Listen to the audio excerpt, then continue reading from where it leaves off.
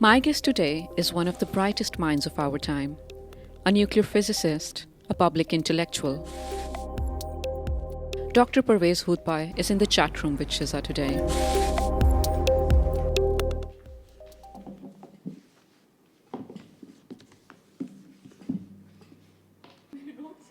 Oh, I better put mine. Silent, you can keep it with you. Yeah.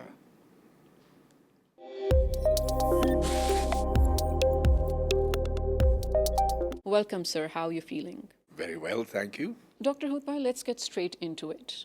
The UNGA session is underway at the moment, but I want to remind you of the UNSC session that happened a few days ago, where the United States actually was the only country to veto a draft resolution that demanded the permanent ceasefire in Gaza. For the sixth time, let me also point out that ever since Trump assumed office again, in Trump's administration, a total of $12 billion have been used as FMS, foreign military sales, towards Israel. What kind of unprecedented diplomatic and military support is this? It's an expression of raw power. The United States and Israel know that there is no other military power in the world that can challenge them. The United States earlier on was somewhat more cautious, somewhat more inclined towards restraining Israel as it sought to extend its boundaries. Now it has no caution whatsoever. And so, in spite of the fact that the UN General Assembly, and in fact all nations in the world except Israel and the United States, which stand on one side, the rest of the world stands on the other. Nevertheless, the US will not stop the genocide in Gaza. It is in fact openly complicit, and it has supplied the bombs which have reduced Gaza to rubble.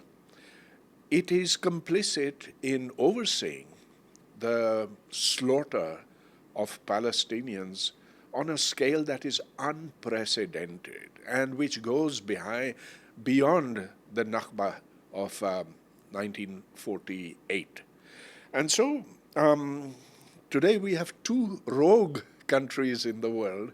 You know, they used to call North Korea and Iran and Libya as rogue states. Well, now we have two of the world's most powerful states being rogue. It just baffles me that we're living in 2025, where international organizations exist for the sake of peacekeeping.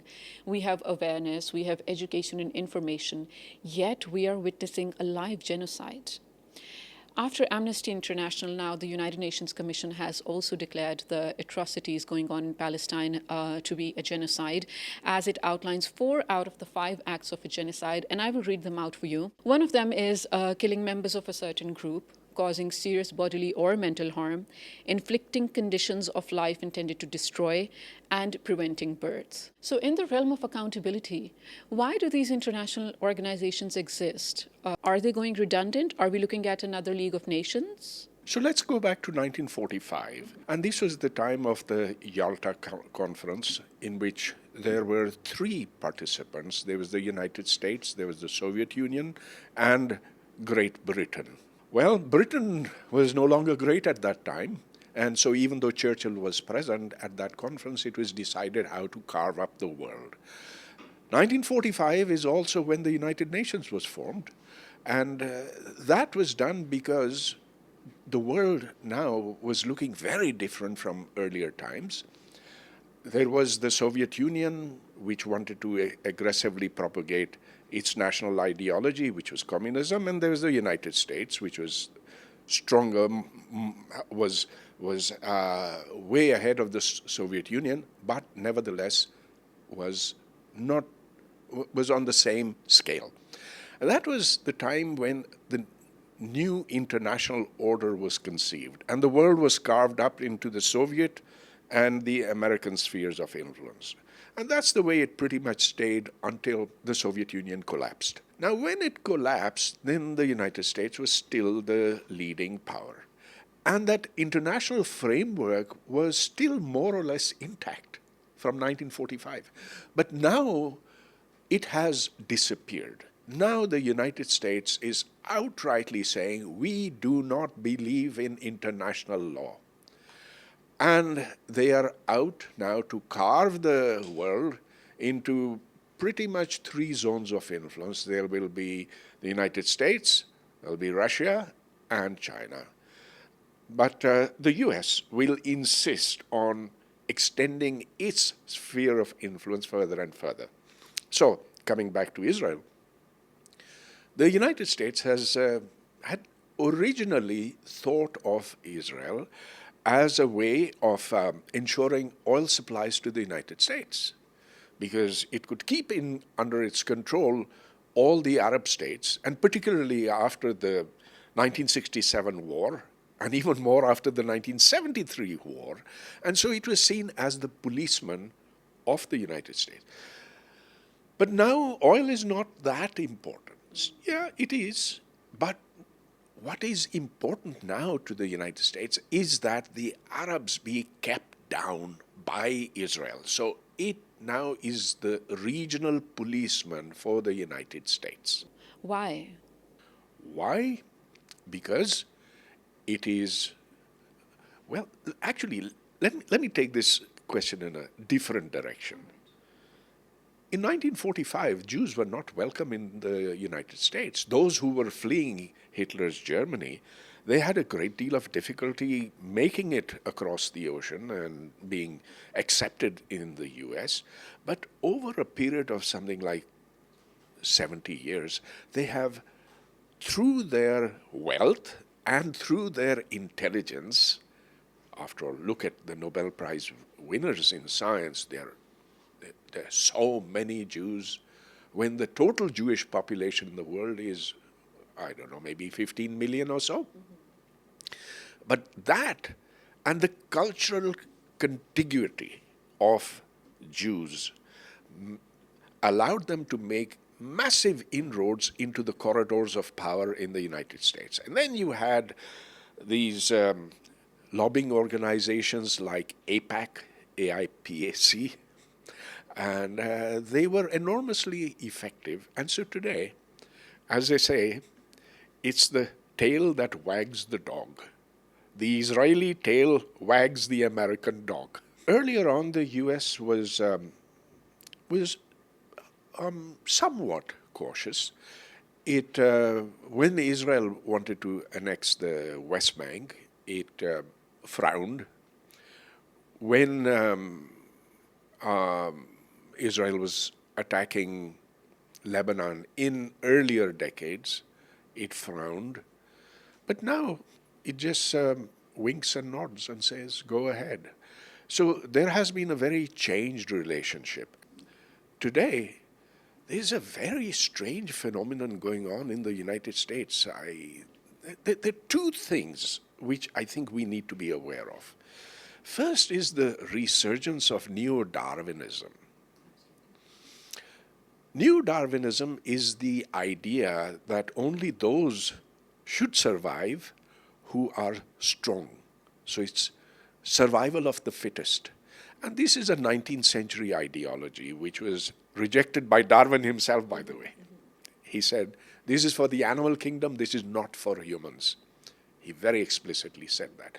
But this has been adopted by the billionaires in America, people like Elon Musk, I mean, and all those top multi-billionaires, close to trillionaires now.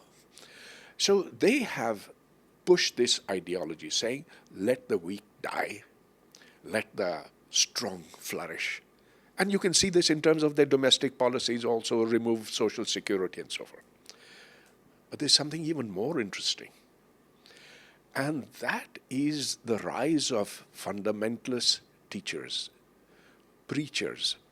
These are televangelists who have convinced a wide swath of white Americans that it is their holy duty to support Israel because the Bible says that this is the promised land. Now, so of course, that's absolute nonsense because even if the Bible says that, yes, it does say that, but today's Israel is not the Israel of 2,000 years, 3,000 years ago, of the time of Moses. Today you have the MAGA movement, Make America Great Again, under Donald Trump, and you have the right-wing fanatics fully behind Donald Trump, although he is personally not religious. This has led to this amazing phenomenon. So, if we talk about Pakistan, it happens to be one of the largest contributors of peacekeeping troops to the United Nations. It also pays its annual funds towards the United Nations that UN itself declares, depending on the economic capacity of the country.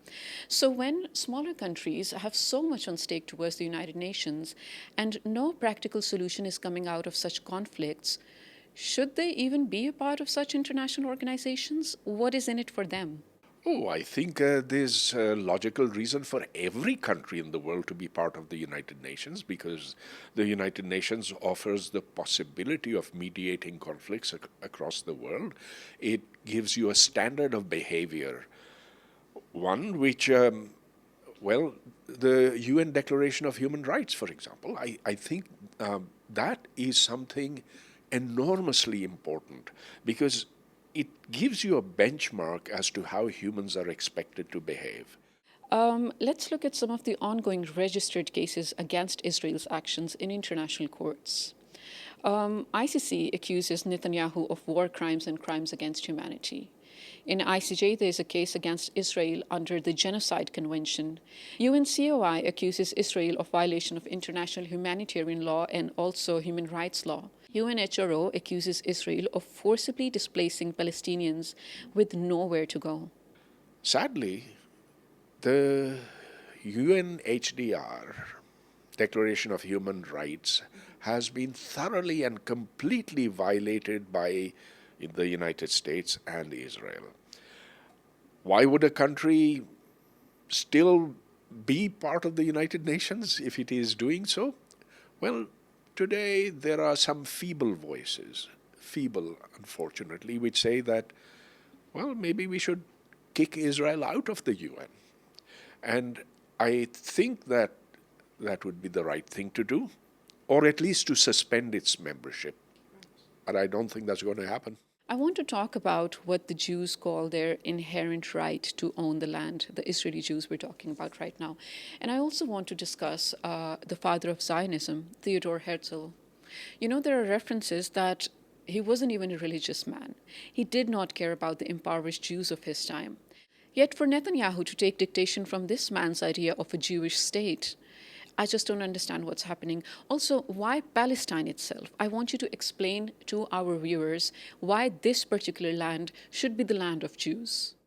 Well, because Jews and Muslims and Christians have lived together on that same strip of land for a very long time, for 2,000 years. And once something gets written into the scriptures, well, there's no way that a religious argument can ever be disputed. Now, the advent of Islam made no difference in that sense, in the sense that people lived within Palestine. There were Jews, there were Christians, there were Muslims.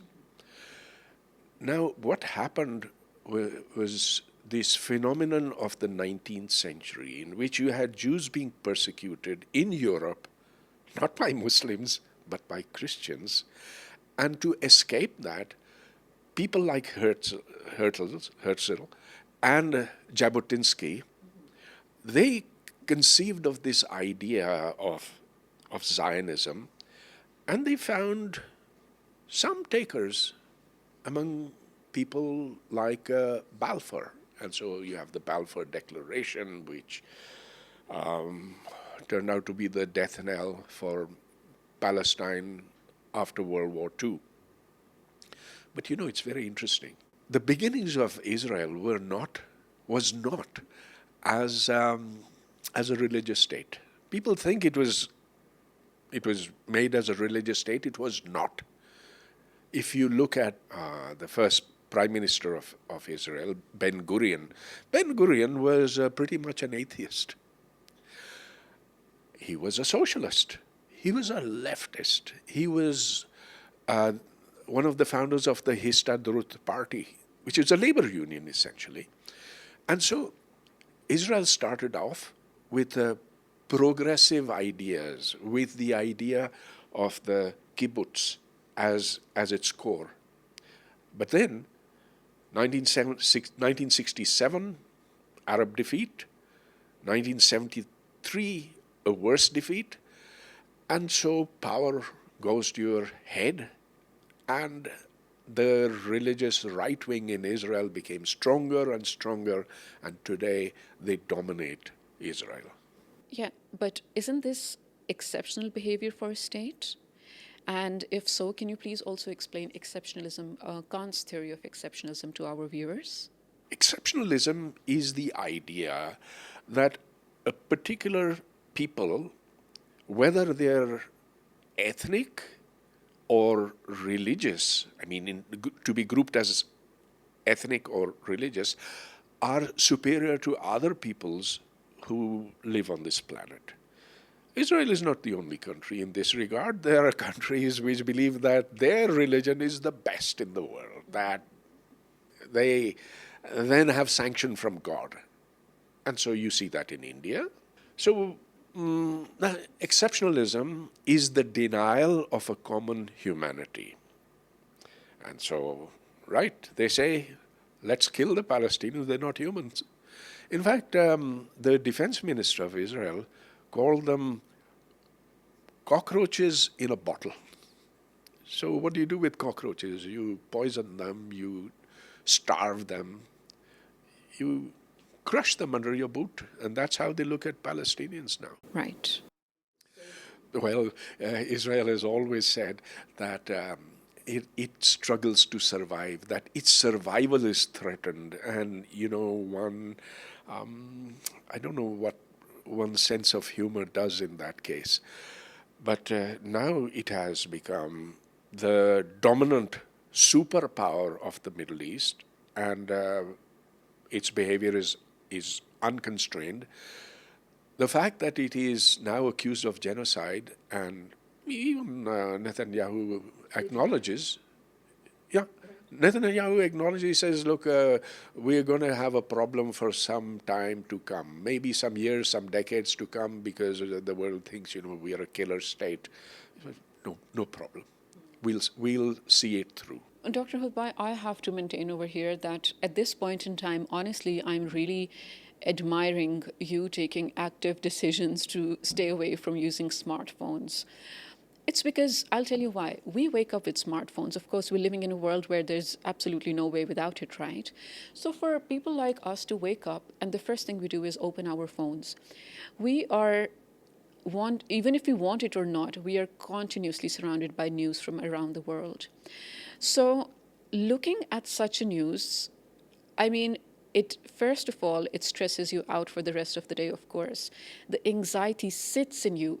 This is different than the prior genocides or the Holocaust itself, because everything is live, everything is documented in front of us, yet there's nothing we can do about it. A few days ago, there was a video circulating on the internet where the Israeli troops had lined up all the boys and men of the besieged Gaza enclave, and they were being taken into custody or somewhere for investigation we don't know about. Honestly, it reminded me of Srebrenica. It was just absolutely heartbreaking to watch, because then it makes you think, what happens to the mothers and the wives and the families of these men? Are we waiting for the international community to watch it happen, to let it happen, and then years later wait for a official apology from Israel and the international organizations to come for the people of Palestine? Well, we did see this happen to the Jews in Germany. And you saw Auschwitz and Buchenwald, and that is being pretty much repeated by the Nazis of Israel now. They have now become, the only thing that's missing is the swastika on their arms. Will they ever apologize for what they're doing in Gaza today? Will that matter? Well, that depends upon whether they will be forced to, whether somehow Israel is militarily challenged. not defeated perhaps fully, but challenged. And right now it doesn't seem very likely. Let's come to the idea of Greater Israel. I want you to, first of all, explain to us what the idea holds. I have a map for you. I want you to take a look. This is a conceptualization of what the Greater Israel could be according to biblical references and according to the 1982 Israel expansion plan. The active bombing and evacuation of parts of Palestine and now unprovoked attacks on 5 nations since 2023, not counting the 70 years before that, under the premise of self-defense, of course, it reeks of a desperate man's desperate agenda of divinity. Also, let's explore the idea of Greater Israel under the UN Charter declares that the UN Charter declares autonomy, that sovereignty and the right of every nation, Okay, so nation. what you've put before me is Eretz Israel, Greater Israel. And this is saying that we do not respect territorial boundaries. So if you go back to 1648, this was the Treaty of Westphalia, where national boundaries were for the very first time in human history regarded as something that was to be written in stone, that they were inviolable, and those who violated national boundaries were committing acts of war. Well, what the proponents of Eretz Israel say, and these are the Jewish Orthodox, the fundamentalists, they say that to us, these are laws of man. We believe in the law of God. God has promised all this to us. Now, I don't know how he promised all this. Yeah. But you cannot ever resolve a religious dispute on the basis of logic and reason. And that's true for every religion. And so therefore, if they say that this is what Greater Israel is, well then, okay, so these states should be ready to fight. So until the Arabs get together, Israel will keep expanding. Right. So do you believe that right now is the time for the world to exercise multipolarity? Absolutely. I think Israel should be kicked out of the United Nations.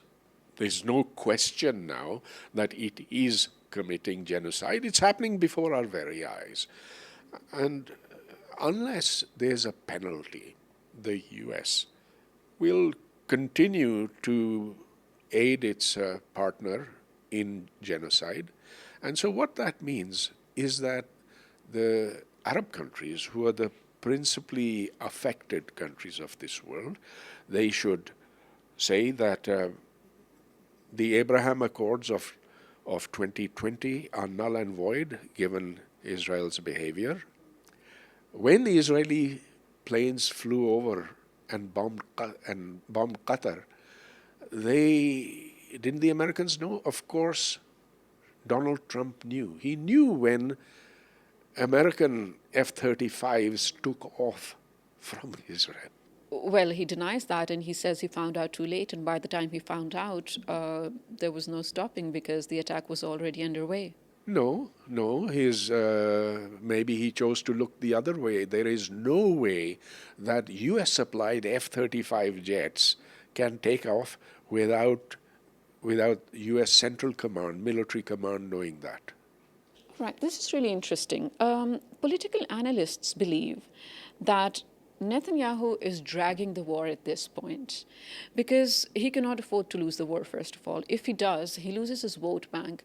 And if he loses the upcoming elections, then, of course, he's taken into custody for corruption cases against him within his country, and then criminal cases against him or war crimes that he has committed in the international courts. Do you agree with that?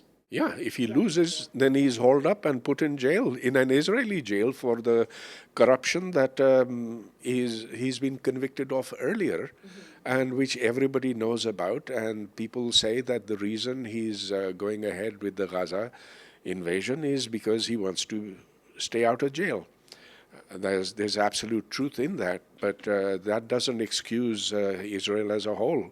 They can have their fights over politics and who should be prime minister or president, but that's not the issue. The fact is that this is something happening before all Israelis now. By the way, I have colleagues in in Israel, who are physicists, and they tell me that Israel has changed enormously. So one of my colleagues is 80 years old, and he rues the day that he came to Israel. And he says, if I wasn't so old, I'd leave. From being a relatively liberal, humanistically inclined state, and this in spite of the fact that it was made on Palestinian land, to what it is now, hard right, despising the Palestinians, conceiving of them as lowly creatures. He says, it breaks my heart when I see how Israel has changed, and he's seen it before his very eyes. Right. So at this point, I'm going to bring India into the debate officially. There are certain similarities I find between these two rogue men running so-called democracies and the way they operate within their countries against a certain group of people. Why is targeting Muslims so easy, first of all? How and why is Islamophobia on the rise? And you know what? This is not only Israel and India. A few days ago, if you saw the assassination of a right-wing political activist, Charlie Kirk, hours later, up until the assassin wasn't found, the investigators kept saying, we were really hoping it wasn't one of us. That really implies something. That implies that they were hoping it wasn't a white man belonging to America. They were hoping it was a brown Muslim immigrant, which actually fits the picture of an assassin in their heads. Why is Islamophobia so easy to practice? Well, yes, I know the right wing would love to have a Muslim assassin. They'd like to pin the blame on Muslims. But as it turned out, this guy who killed Kirk was a disturbed person, a nutcase. And his family is a very orthodox, religious, Christian family. White, absolutely, and that's crucial, white. And so they're disturbed about the fact that it's not a Muslim, and they very much hope that it's a leftist, what they call a leftist over there. So yes, that on the one side. There is no doubt Islamophobia, not so much in the United States as in European countries now. Any kind of phobia against any racial group is wrong, morally reprehensible, and at the same time, I say we must look at the reasons for that. Right. So now on religious nationalism and religious polarity, I want to talk about Modi's not so secular, extremely polar and extremely volatile India. And how do you predict Modi could channel his exceptionalist behavior in the near future? I mean, not that Pakistan forces are ever going to let that happen or ever going to let Kashmir be Gaza, God forbid. But how do you view that? What happened in Gujarat, I think, 2002? The Gujarat riots, which happened under his watch. I think the extent of Muslim phobia that is being whipped up by the BJP is entirely reprehensible. And it is a deviation of what India sought to be in its earlier years. Under Jawaharlal Nehru, who sought a secular entity where all would be equal citizens of the state. And today Nehru and Gandhi are looked down upon, and in fact they're excoriated for their emphasis upon secularism.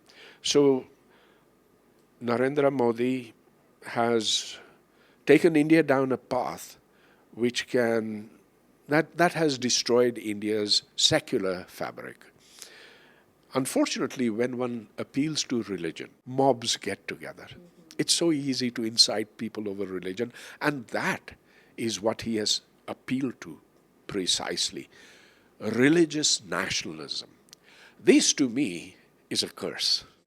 All right, but let's not forget here that both of these are religiously extreme states, both nuclear states. Okay, first of all, I think there's a clarification needed. I don't think that Israel is a religious state. Yes, but can we say actively religious at the moment? No, I don't think it is.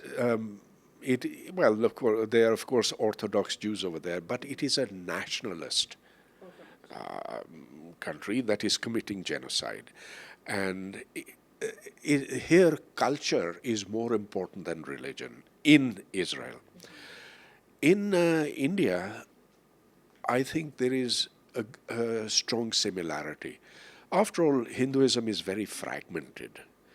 There are castes, and yet, in spite of that, Indian nationalism has been brought together by appeals to a mythical past when India was great. So I'm actually looking for the equivalent of a MAGA in India.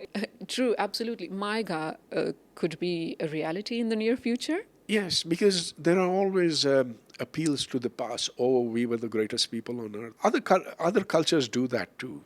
But that sort of thing is very dangerous. It should not be done.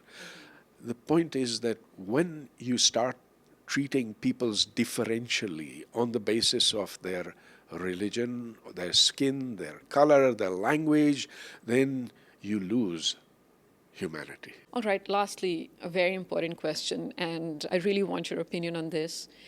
Israel being the only nuclear state in the Middle East, not a part of the NPT officially, but blaming Iran for trying to attain nuclear capabilities. Is this hypocrisy, or what is this? Oh, it's the hypocrisy of Western countries that Israel be exempted from any kind of nuclear scrutiny. Let's remember that it was France which gave the reactor which at Dimona, which made Israel's bomb possible. Right. And on the other hand, Iran, which had signed the NPT, but not just the NPT, the additional protocols which allowed international inspectors of the IAEA to come and inspect its nuclear facilities. And nevertheless, it was bombed. It was bombed by the United States, and the action was applauded by European countries. So there's out-and-out hypocrisy out there. Right, towards the end, we are yet to find out what the outcome of the General Assembly session at the United Nations is going to be. But I want you to conclude exactly how we started for bearing witness to an ongoing genocide or the Israeli atrocities against Palestinians. So the real question is, why have the Israelis, who are certainly very intelligent, very aware, accepted the idea of genocide and seem to find no problem with that? It depends on how you are educated. It's in childhood that one builds attitudes. And unfortunately, I'm told that in Israel, education right now begins with propaganda, with denigration of Arabs, and it's there in their textbooks. Just as in India now, we denigrate the other side. So until we bring up our children to look at the world with wider eyes and not consider ourselves exceptional, until we agree to teach our kids that we belong to the stream of humanity, this will continue. The stronger ones will win. Thank you so much, Dr. Hoodbhoy, for being with us. Ladies and gentlemen, the conversations never end, but for now we have to close the chat room.